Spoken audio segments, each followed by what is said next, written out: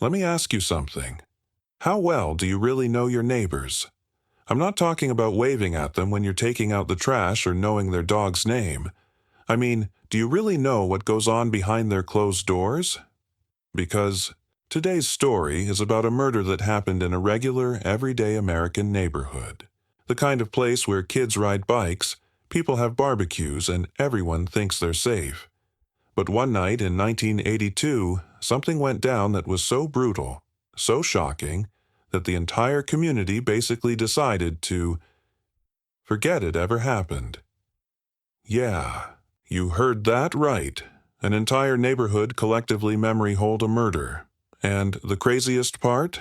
They almost got away with it. So settle in, because we're about to unpack the absolutely wild story of Ken McElroy and the town that took justice into their own hands.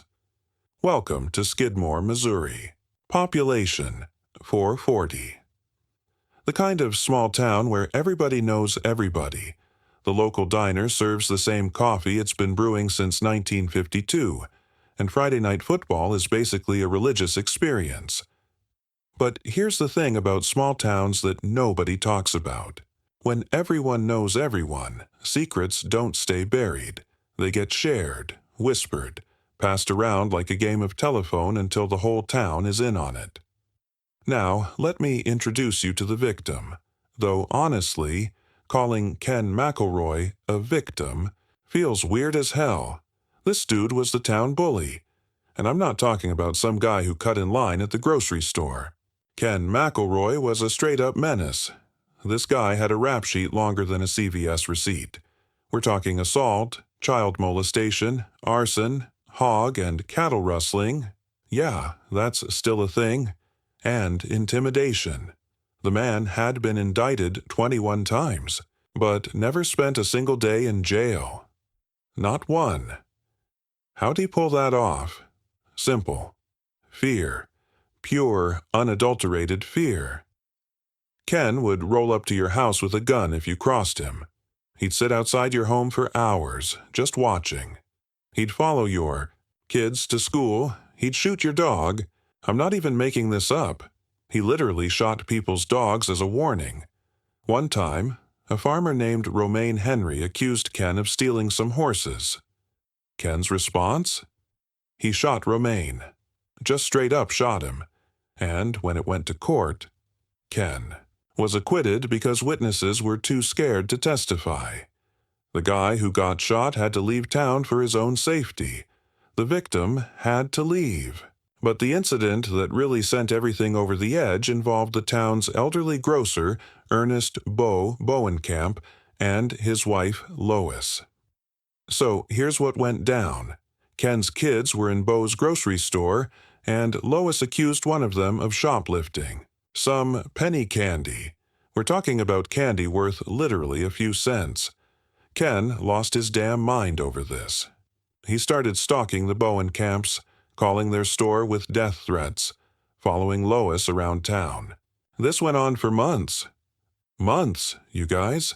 The whole town watched this 47-year-old man terrorize a couple in their 70s over some penny candy.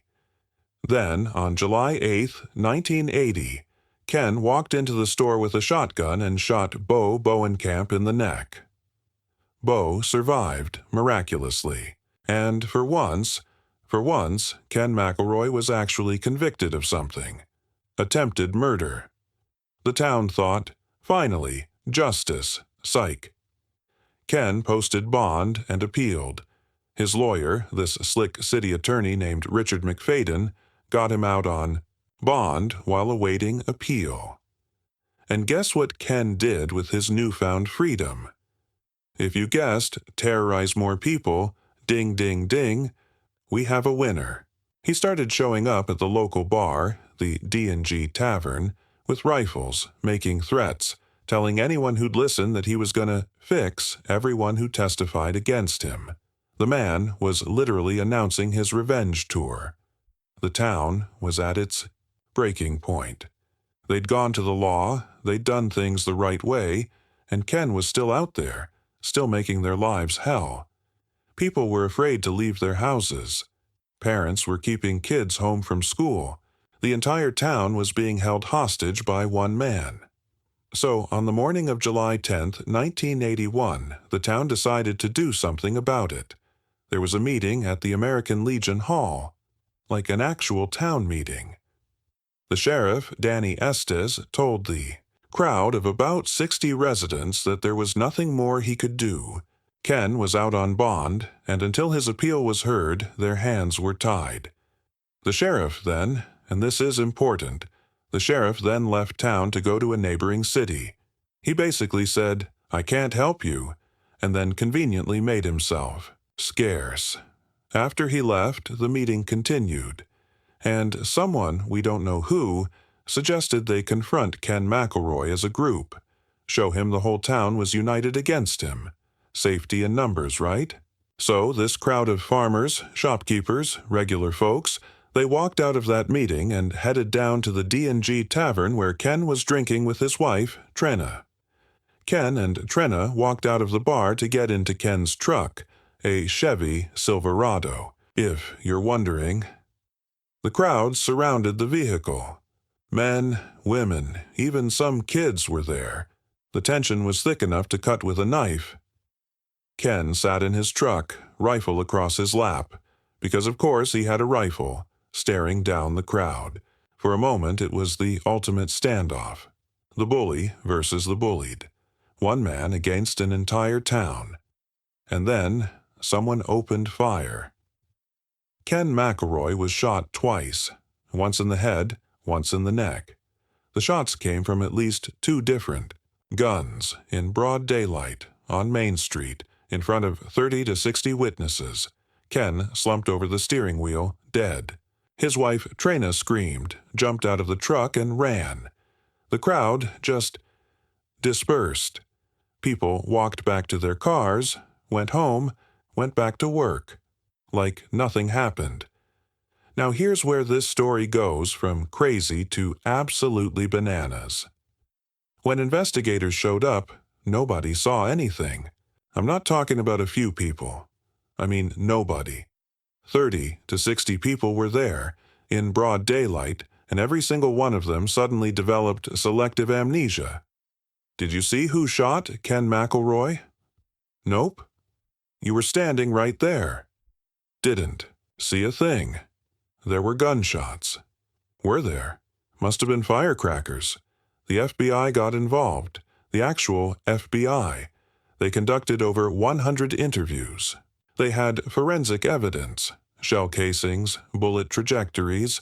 They knew at least 2 different shooters were involved, but without witnesses, they had nothing. Trenna McElroy, Ken's wife, identified one shooter, a man named Del Clement, who owned the pool hall. But her testimony alone wasn't enough, especially since she'd been involved in Ken's crimes. No charges were ever filed. The case went cold. The town's silence was deafening. And, I mean, it wasn't just that they wouldn't talk to cops. They wouldn't talk to journalists, documentary filmmakers, nobody. To this day, over 40 years later, nobody who was there has ever publicly admitted to seeing who pulled the trigger. Here's what gets me. This wasn't some conspiracy theory or cover-up by the powerful. This was ordinary people, farmers, grocers, mechanics, who witnessed a murder and collectively decided, nah, we're good. And honestly, most of America was on their side.